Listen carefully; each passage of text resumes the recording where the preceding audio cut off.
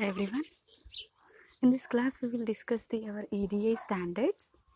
Here, already previous class we discussed what is an EDI, electronic data interchange, right? So now in this, we will discuss the EDI standards. Already we have these. Just we hear the words only. But now in this class, here, what is that we will discuss into these standards. So here, firstly, why we are using the EDI means here to perform the to concerned parties communicate properly, but also focus on the different softwares in the hardware devices. And those can be used at the same time for the smooth flow for the business types here. And here you can see in the previously we have the many standards to develop the our softwares or anything, and those are here very affectable for the our EDI consistency. If you need to be overcome the compatibility, you need to be use these two standards. So those standards were developed by the our EDI. What we have here, two standards. One is the ANSI X standard, and second one is the EDIFACT standard. These are the our two standards. Whatever you have the problems, if you need to be overcome the compatibility of the EDI, you have to be use these two types, ANSI X standard and the EDIFACT standard. So first we'll discuss the ANSI X standard. So this ANSI X standard is like your EDI based transactions. Those transactions can be done by the our X12 standard. Whatever you are doing the transactions through the EDI, so those are done by the our X12 standard. So these are developed by the our ANSI. So what is the ANSI here? American National Standard Institute. Here, what is this ANSI full form? American National Standard Institute. So, along with your Accredited Standards Committee also, ASC, in the 1979, we performed this one. And this is also we can call ANSI ASC X12 standard. Also we can call ANSI ASC X12 standard. And here we have some types of transactions by the our X12 standard. Those are the purchase order transactions, delivery order transactions, invoice transactions, and the shipping transactions. So purchase order transactions means whatever the customer is purchased. Purchase means here it is a buying process. It is a buying process. So here who are buying? Who are buying the product? So they are doing like you're purchasing only, right? So once you're purchasing the product, if you're doing the online transaction, that is a purchase order transactions. Delivery order transactions. After the delivery, if you're before the whenever you're buying the product, in the time if you're not done the payment, in the delivery time you are doing, right? So that is a delivery order transactions. And the invoice transactions. Invoice transactions means here whatever we bought. If it is customer details, customer address, everything will be there. And the bill payments. And next year, who means here it is like a supplier also. from whom we are getting the product. That will be also there. And what we bought the product. With the cost, everything will be displayed in the invoice transactions. And next here, shipping transactions. So for some products here, they are paying the shipping charges, right? So those are the shipping transactions. Once we paid the shipping amount, that is the shipping transactions only. So these are the other types of transactions in the X12 standard. And next here, these standards are mostly used in the United States. These standards are mostly used in the United States. And whatever you have these types here, that needs to be some protocols. So how these protocols are used to perform your X12 standards? Let's see. MIME-based protocol and X100 protocol. Whatever we are using into this to develop our X12 standards, MIME-based protocols and the X100 protocols. And next here we have some different types of X12 standards. X12 finance standard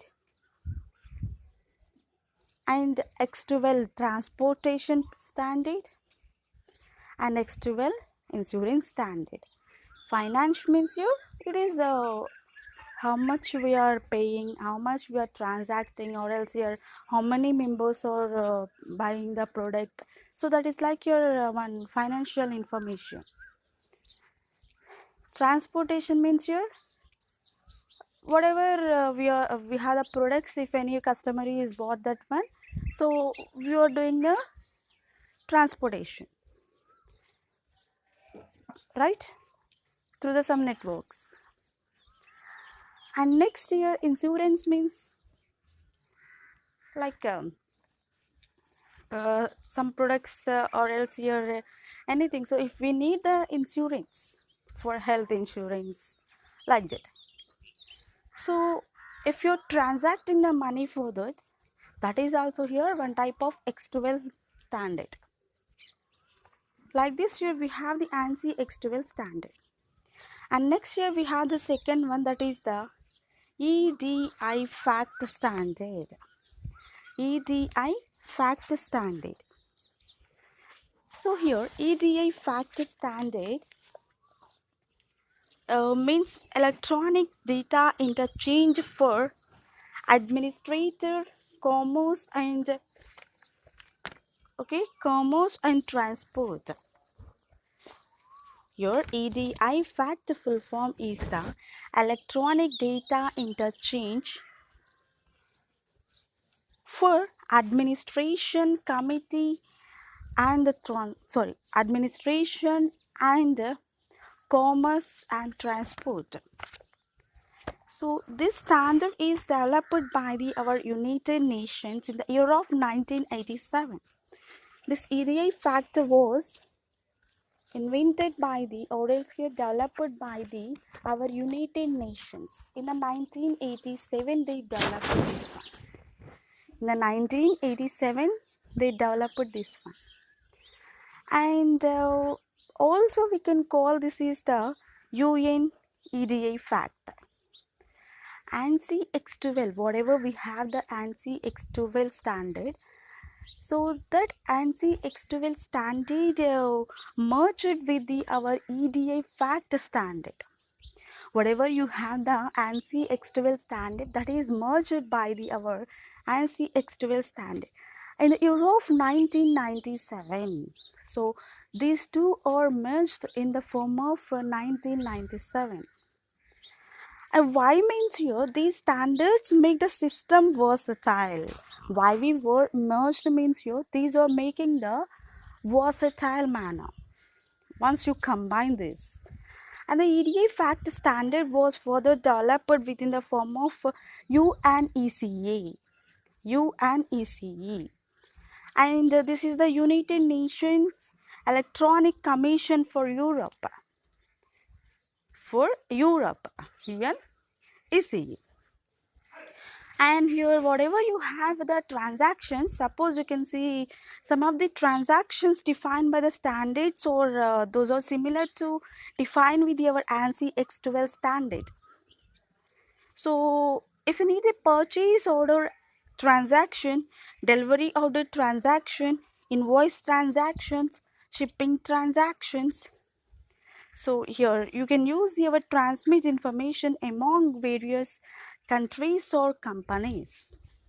Most of the transactions are done by using the interactive exchange protocol that we can call here IEDI or else IEDI. EDIFACT standard can be specified the how data can properly organized by defining some rules. And so many benefits provided by our EDIFACT standard for the future chances to all the countries. So those are using our standard transactions by using the EDIFACT here. So just here we have some structure of EDI transactions. Let's see here what we have the structure of EDI transactions. Transaction set, data segments, data elements. What is a transaction set? This transaction set is the structure of EDI message. Structure of EDI message. It can be defined by the collection of segments or else documents. It can be defined a collection of segments or else documents. So those are transmitted by using our EDI. Suppose here,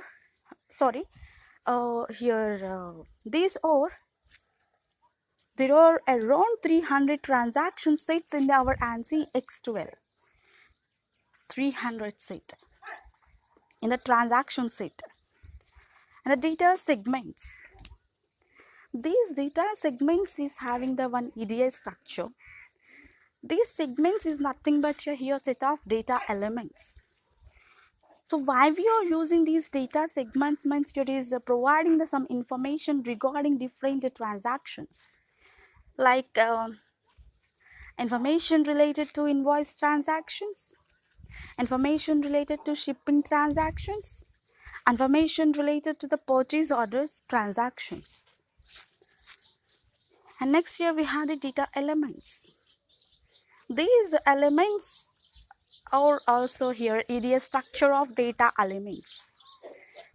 This field is having the comprises numerics data. Those are like your identification of number of transactions, the cost of the product to be sold. Cost of the product is sold. So like this here we have the EDI standards. So if you have any question, means here if you got any question how many standards we have, just you can see. Just we have the two standards. Those are the ANSI X12 standard and the EDIFACT standard. Enough. Okay. These are all done already in our real life. But here we are learning this one for who developed and what is this. That's it. Okay. And next here we have one thing that is the types of EDI. First one we have that is the partial EDI. So here we have the two types of EDIs, partial EDI and the fully integrated EDI. First we will discuss the partial EDI. This partially integrated EDI system is having the both the non-EDI system and the EDI system. Means there are certain operations those are performed manually here, like your paper-based work, and also it will be having some operations to perform the electronically also. In this we have the EDI and the non-EDI performance. EDI means it is electronic manner. Non-EDI means it is a paper-based manner. And the information flow in the system can be understood by the one chart or else here one image. You can see here we have customer and the buyer, and the vendor and the seller. Customer and the buyer means who are buying the product. Vendor and the seller means who are selling the product. First here in the customer and the buyer, first purchase requestation. Purchase request they are giving. After that your requestation review by purchasing agent. And a complete purchasing order manually and electronically it will be done. After that it will be filled the form, submitted the vendor department. In the seller side, upon retrieving the data for the customers, that can be stored in the mailbox of the vendor. Mailbox means it is an email. And after reception, a sales order is automatically generated into this. And credit code information is authenticated by the EDI system. And after that if authenticate electronically system and the send information whatever they requested. And if the particular good is out of stock here, back order notice is generated automatically. If the products is there only they will be delivered. Otherwise here they can post the out of stock. Right? So here these are done by our network. These are all done by our network. Right? These are all done by through the network. And you can see here, so we have some information for this. Purchase requestation is done by the department and the purchasing department here. This requestation is reviewed by the purchasing agent. And the agent can manually complete the purchasing order but places a purchase order from a computerized manner. So this is automatically generated by our computer. And the form filled up by the agent and that when submitted to the selling department. Upon the submission of the data, the van is stored into the respective mailbox of a vendor.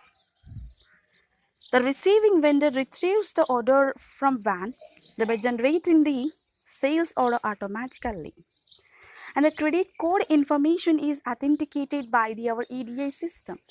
Why? Because here we perfectly send the money or not. If authenticated, the electronic system sends the notification to the inventory ship that requested item. If the particular item is out of stock, they are requesting to the shipping performance, right? If that is there, no problem. If that is not there here, they can place the out of stock. This EDI system is automatically generated if the product is backed, right? Like that it will be to the EDI, partial EDI. And next here we have the fully integrated EDI. Next here we have the fully integrated EDI. So this fully integrated EDI is also done by our customer in the product delivery, like your vendor manner.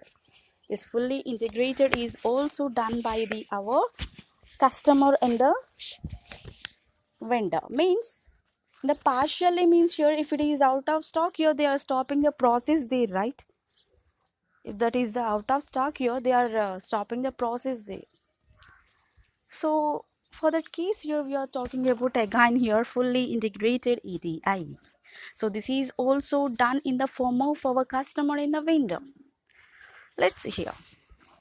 In the fully integrated EDI system, this one carries the information flow electronically only. And the partially integrated EDI, comparing to that, Fully integrated EDI performs the transactions with high speed and a high level of accuracy, but with a trade-off cost. So we have some communication purchasing products type. So how we can communicate with a fully integrated EDI system. So customer first transmit the purchase order request to our EDA. So then here our EDA performs the enable to the computer to vendor, and so first here it is opened by the customer, right? So that is enabled by our EDA system. So once they done here, automatically that is also opened, or else that is also enabled in the vendor's EDA system. And the vendor is responding the request by the confirmation message from the EDI based system or else computer. So here then automatically the vendor transmits the booking request from the computer to transport companies. EDI enables our computer here. And the vendor can transmit the advance shipment notice from the computers. So this is the delivery date, like this we are getting, right? So that is like, so advance shipping will be done. The transport company transmits the status message to the vendor in order to know about the status of the vendor. And the customer passes the received advice message to the vendor in order to know about the detailed list of various products supplied. Everybody's response. The vendor sends the list of products supplied by the cost to the customer. And finally, you can say here customer can transmit the payments check to the vendor. So this is the diagram. First, your customer, you're doing the purchase request that can be sent to the purchase department, and whatever we have that can be moves to the financial department. Why? Because here if you are doing the transaction in the online, and that can be stored into our EDI capable computer. And here inventory in the warehousing will be having some products, whatever we are buying, so that is shown here. And the receiving department, whatever you did the payment here, that can be received by the receiving department. In the vendor side, financial department can be sent the amount to the EDI computer based, and those are in the form of your manufacturing department, for whom they are sending the suppliers. Manufacture department means here they can do the process of shipping department, shipping the products, and it may be the sales of the products also. It is the sales of the products, and after that here once all these done here, the product will be delivered in the online. The product will be delivered automatically, it can be generated into this. So like this here we can perform the EDI. So this is a partial and the fully integrated EDI.